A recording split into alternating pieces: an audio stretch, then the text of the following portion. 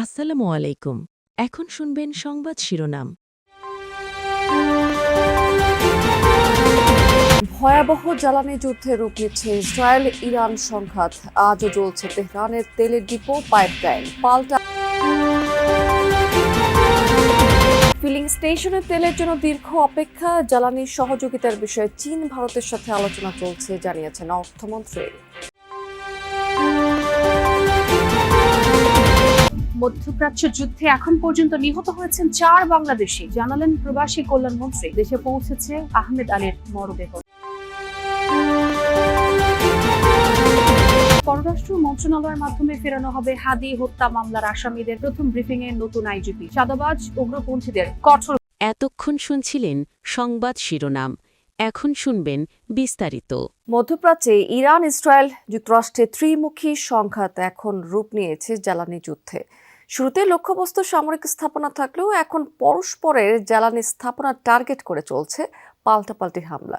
শুধু সামরিক দিক থেকেই নয়, বরং অর্থনৈতিকভাবেও একে অপরকে পঙ্গু করার চেষ্টা চালাচ্ছে ওয়াশিংটন, তেল আবিব, তেহরান। হামলা হয়েছে বাহরাইন, কাতার, সৌদি আরব এবং আমিরাতেও। এদিকে মধ্য ইসরায়েলে আইআরজিসির হামলায় প্রাণ গেছে একজন ইসরায়েলির। নতুন সর্বোচ্চ ধর্মীয় নেতা মুস্তাফা খামেনির নামে প্রথমবার ইসরায়েলে হামলা চালাচ্ছে ইরানের রেভলিউশনারি গার্ড আইআরজিসি। ছুটছে খাইবার শেকান, খোররাম শার মতো একের পর এক অত্যাধুনিক ব্যালিস্টিক মিসাইল। যুদ্ধ শুরুর পর এ নিয়ে 30 দফা হামলা তেহরানের। তেল আবিব সহ ইসরায়েলের বন্দরনগরী হাইফা এবং মধ্যাঞ্চলের বিভিন্ন এলাকায় সফল আঘাত হানে এসব ক্ষেপণাস্ত্র। টার্গেট করা হয় আইডিএফ এর কয়েকটি ঘাঁটি। সবচেয়ে বেশি ক্ষয়ক্ষতি হয় আবাসিক এলাকায়, ঘটে প্রাণহানিও। ধ্বংস হয়েছে ভূগর্ভস্থ বাংকার। সোমবার আরব দেশগুলোর মধ্যে বাহরাইনে সবচেয়ে বড় হামলা চালায় ইরান। দেশটিতে ইরানের ড্রোন হামলায় আহত হয় 32 জন। ইরানি ড্রোনের আঘাতে আগুন লেগে যায় প্রধান তেল শোধনাগারেও। ধ্বংস করা হয় 3টি মিসাইল ও 14টি ড্রোন। তবে তুরস্ক, সাইপ্রাস ও আজারবাইজানে চালানো সাম্প্রতিক ড্রোন হামলায় জড়িত নয় ইরান, এমন দাবি পররাষ্ট্র মন্ত্রণালয়ের।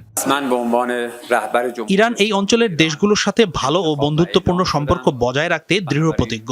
তবে অন্য দেশগুলোর ভূখণ্ড ব্যবহার করে আমাদের বিরুদ্ধে হামলা চালানো হলে আমাদের আত্মরক্ষার অধিকারও আছে।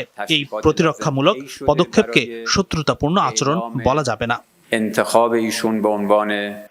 এদিকে আরব আমিরাতের আবুধাবি, কুয়েতের রেশনিং পদ্ধতিতে জ্বালানি তেল সরবরাহ হলেও আটকানো যাচ্ছে না মজুদ প্রবণতা। যানবাহনের ধরন অনুযায়ী পরিমাপ নির্ধারণ করা থাকলেও একাধিক পাম্প ঘুরে অতিরিক্ত তেল নিচ্ছেন অনেকেই। আজও অপেক্ষার দীর্ঘ সারি ফিলিং স্টেশনগুলোতে দেখা গেছে। বেসরকারি পাম্প কর্তৃপক্ষ বলছে যে ডিপো থেকেই এখন তেল মিলছে চাহিদার চেয়ে অনেক কম। তবে রাষ্ট্রায়ত্ত ফিলিং স্টেশনগুলোতে তেল সরবরাহ এখনো পর্যন্ত স্বাভাবিক পর্যায়ে রয়েছে। বাংলাদেশ পেট্রোলিয়াম কর্পোরেশনের এই পাম্পটি রাজধানীর পরিবাগে, যেখানে গত 3 দিনে একবারও ফুরায়নি তেলের মজুত। সকাল থেকেই দীর্ঘ লাইন ঠেলতে হলেও নির্ধারিত তেল পাচ্ছেন সবাই। কিন্তু অভিযোগ, একটি মোটরযান দিনে কতবার তেল নিচ্ছে তা যাচাইয়ের সীমাবদ্ধতার কারণে অতিরিক্ত তেল নেয়ার সুযোগ থাকছে। তাই রেশনিং পদ্ধতির কার্যকারিতা নিয়েও প্রশ্ন থেকেই যায়। আরেকটা স্টেশনে যে আমার তো দেখতেছেন না, আমার টোকেন তো চেক করবে না। তার মানে আপনি নিতে পারবেন? নিতে পারবো, জি জি। 3 পাম্পের তেল টাঙ্কি কিছুটা ভরে রাখছিলাম, এই জন্য কিছু তেল শর্ট ছিল, এটা এখন নিয়ে নিলাম। এখানে কোনো ধরনের টোকেন বা স্লিপ নেই, নিজেরাই সিরিয়াল মেইনটেইন করতে হচ্ছে। এখান থেকে 2 লিটার নিচ্ছে, আরো জায়গা থেকে 3 লিটার নিচ্ছে, আবার অন্য কোনো জায়গায় 500 টাকারও দিচ্ছে। অন্য কোনো জায়গা থেকে তেল নিয়ে আসে, তাইলে আপনার বোঝার কোনো উপায় আছে? না না, আমরা কিভাবে বুঝবো? আমরা তো এগুলো বোঝার ইয়ে না। সোমবার ঢাকার বেশিরভাগ পাম্প সচল থাকলেও অনেক পাম্পে বন্ধ অকটেন সরবরাহ। দেয়া হচ্ছে একটি জ্বালানি তেল। ডিজেলের পর্যাপ্ত মজুদ থাকলেও ভোগান্তিতে গণপরিবহন শ্রমিকরা। ফজর পরে এখানে আসছি, আসার পরে বলতেছে যে তেল তো নাই। 5টা পাম্প ঘুরে এই যে মাত্র তেল নিলাম, প্রায় 2 ঘন্টা ভরে ঘুরলাম আর কি। তেল নেওয়ার কোনো সুযোগই পাইনি, এটা আমরা ভোগান্তি হচ্ছে অনেক। বেশ কিছু পাম্পে দেখা যায় রেশনিং পদ্ধতিতে নির্ধারিত তেলের চেয়েও কম দিতে। পাম্প কর্তৃপক্ষ বলছে ডিপো থেকেই কমে এসেছে সরবরাহ। চাহিদার অর্ধেক তেল পাচ্ছেন ডিলাররা। সময় লস হচ্ছে, আমাদের কাজ কাম আছে, ডিউটি আছে, ডিউটি। ইরান ইসরায়েল যুদ্ধে দুবাইয়ে নিহত প্রবাসী বাংলাদেশি আহমেদ আলীর মরদেহ বাংলাদেশে এসে পৌঁছেছে। আমিরাত এয়ারলাইন্সের একটি ফ্লাইটে সকাল 8:55 মরদেহ ঢাকায় আনা হয়। নিহতের স্বজনরা ছাড়াও উপস্থিত ছিলেন প্রবাস কল্যাণ ও বৈদেশিক কর্মসংস্থান প্রতিমন্ত্রী নুরুল হক নূর ও পররাষ্ট্র প্রতিমন্ত্রী শামা ওবায়েদ। পররাষ্ট্র প্রতিমন্ত্রী জানান, নিহত আলী আহমেদের পরিবারের পাশে থাকবে সরকার। প্রয়োজনীয় সহযোগিতার আশ্বাসও দেন তিনি। ইরান ইসরায়েল যুদ্ধে এ পর্যন্ত আহত 14 বাংলাদেশি সর্বোচ্চ চিকিৎসার ব্যবস্থা করা হয়েছে বলে জানিয়েছেন প্রবাসী কল্যাণ প্রতিমন্ত্রী নুরুল হক নূর। মধ্যপ্রাচ্যের ঝুঁকিপূর্ণ এলাকা এড়িয়ে চলতে প্রবাসীদের অনুরোধ জানান তিনি। এয়ারপোর্টের সার্বিক কার্যক্রম শেষে অভ্যন্তরীণ বিমানযোগে মরদেহ নেওয়া হয় সিলেটের মৌলভীবাজারে। স্বজনরা জানান, আহমেদ আলী দীর্ঘদিন ধরে সংযুক্ত আরব আমিরাতের আজমান শহরে বসবাস করতেন। ইরানের ছোড়া একটি ক্ষেপণাস্ত্রের আঘাতে গেল 28 ফেব্রুয়ারি তিনি নিহত হন। পরিবারের সদস্যরা জানায়, গ্রামের বাড়িতেই পারিবারিক কবরস্থানে সমাহিত করা হবে তাকে। ঊর্ধ্বতন কর্তৃপক্ষ আমাদের সাথে যোগাযোগ করেছেন। থানার ওসি সাহেব থেকে শুরু করে ইউএনএ সাহেব সবাই আমাদেরকে খোঁজ খবর নিয়েছেন। বাংলাদেশের নাগরিকদের নিরাপত্তা সবচেয়ে বেশি গুরুত্বপূর্ণ আমাদের কাছে। শরীফ ওসমান হাদি হত্যা মামলার 2 আসামিকে ভারত থেকে দেশে ফেরানোর প্রক্রিয়া চলছে। প্রথম ব্রিফিংয়েই এই কথা বললেন নতুন আইজিপি আলী হোসেন ফকির। সকালে ডিএমপির কেন্দ্রীয় কমান্ড অ্যান্ড কন্ট্রোল সেন্টারে ছিল সংবাদ সম্মেলন। এ সময় সন্ত্রাস, চাঁদাবাজ, কিশোর গ্যাংয়ের বিরুদ্ধে কঠোর ব্যবস্থা গ্রহণের হুঁশিয়ারি দিয়েছেন পুলিশ মহাপরিচালক।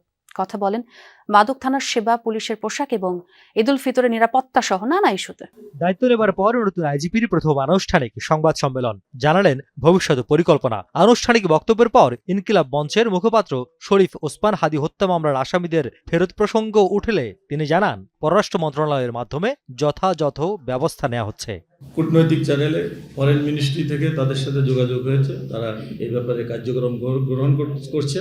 হয়তো অচিরেই ইনশাল্লাহ আমরা দেখতে পারবো তারা বাংলাদেশে আমরা আনতে সক্ষম হব। বলেন, সন্ত্রাস, চাঁদাবাজদের বিরুদ্ধে তালিকা তৈরির কাজ শেষ, এবার আইন প্রয়োগের পালা। কিশোর গ্যাংয়ের বিরুদ্ধে কঠোর ব্যবস্থা নেয়ার কথা বললেও তাদের রাজনৈতিক মদতদাতাদের বিরুদ্ধে ছিলেন কৌশলী। আপনি কি আপনার বাবার বিরুদ্ধে ব্যবস্থা নিতে পারবেন? দেশের রাজনীতির মূল চালিকা শক্তি রাজনৈতিক দল, তারা পলিসি মেকার, তারা পার্লামেন্টে নীতি নির্ধারণ করে, দেশ কোথায় যাবে, পুলিশ কিভাবে চলবে, সমাজ কিভাবে চলবে, তারাই করে।